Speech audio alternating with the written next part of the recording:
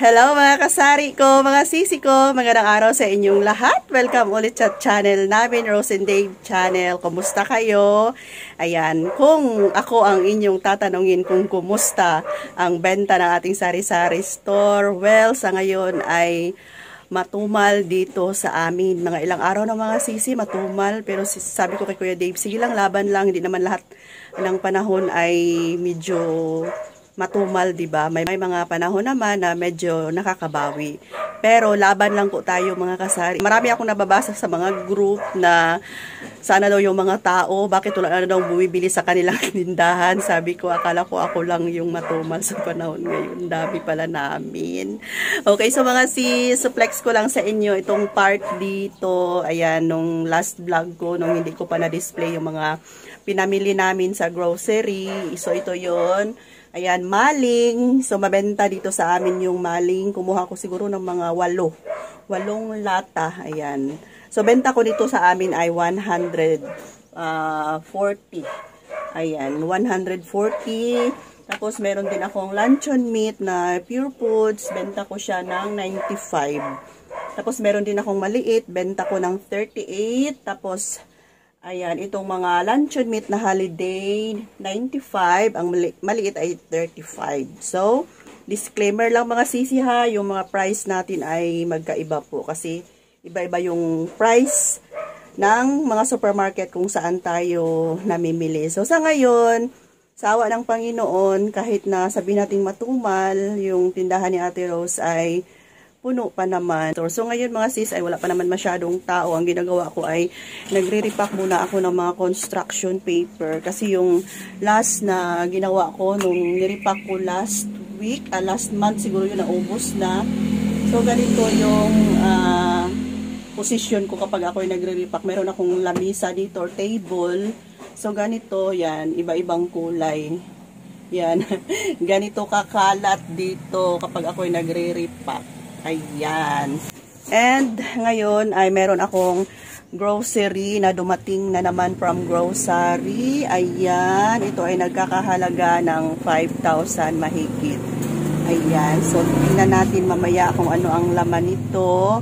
Pero bago yan, tapusin ko muna yung ginawa ko doon na pag re-repack ng mga construction paper. So, kunting ikot-ikot lang dito sa aming sari-sari store. Ayan yung ating mga powder na sabon. Medyo, marami pa naman sa mga alak. Ayan. Ngayon, medyo matumal ang mga alak. Wala masyadong umiinom ng alak ngayon. Krisis ang panahon mga sisi. Siguro binibili na lang nila ng instead na ibili nila ng alak, bili na lang siguro nila ng bigas kasi mahal ang bigas. Ayan, sige lang, at least kompleto yung tindahan natin. Kapag may maghanap, meron tayong maibigay. Ang bag ni Kuya Dave Starring. Ayan. So, ito yung update ng ating sari-sari store ngayon. So, medyo against the light lang. So, dito na part, ayan, yung ating mga gatas.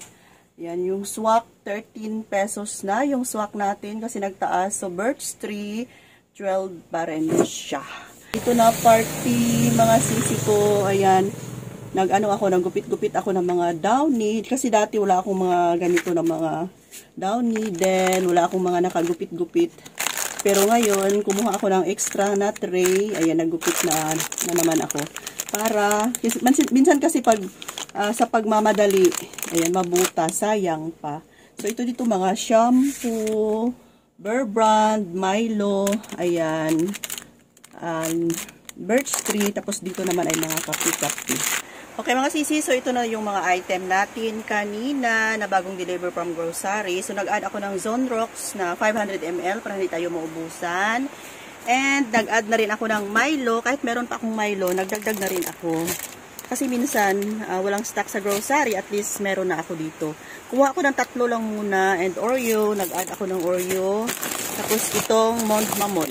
Ayan, 18 ang benta ko nito mga sisi.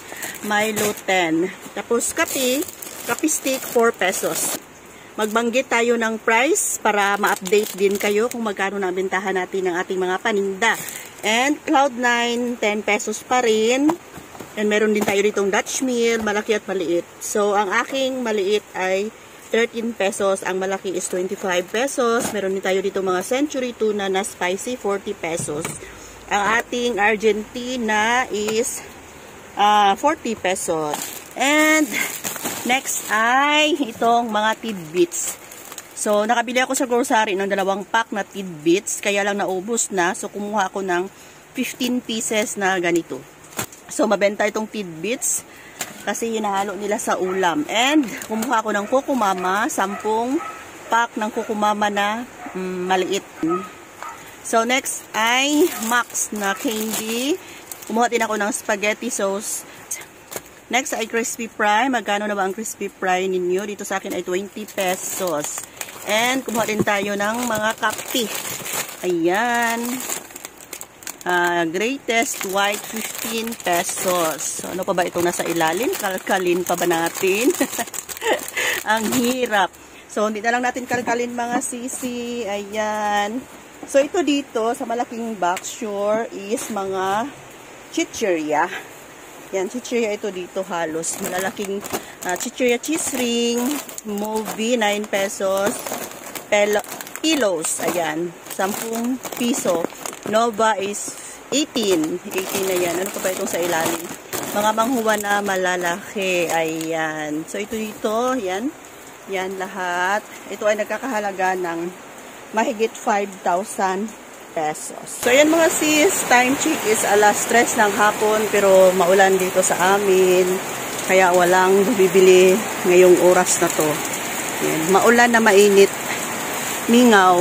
And speaking of chichirya, hindi ko na pakita sa inyo, natapos na pala lahat ni Kuya Dave na may display lahat. Ayan, kahit na meron na yung isang box doon na chichirya, nagdagdag ako from grocery. So, lahat ng pamili namin ay nandito na na-display na ni Kuya Dave. Bali, yung nasa box na nabili ko kay grocery, ay yun yung mga movie na maliliit. Kasi walang movie sa grocery na maliliit. Ayan. Ayan, dami tayong chichirya na malalaki na nakasabit lang. Tapos, punong-puno pa ang ating lagayan dito. Ayan, hitik na hitik sa bunga po ang ating sari-sari store ngayon. Kasi nga, kag-grocery lang ni Ate Rose ninyo. So, dito tayo na side. Ayan. So, yan si Maki. Kasi maulan, natatakot siya. Ayan, punong-puno yung ating sari-sari store. Okay mga sisi, thanks for watching. See you next vlog. Bye-bye! So, yun mga sisi, ang ating chichirya king. Chichirya king si Kuya Dave. Yan.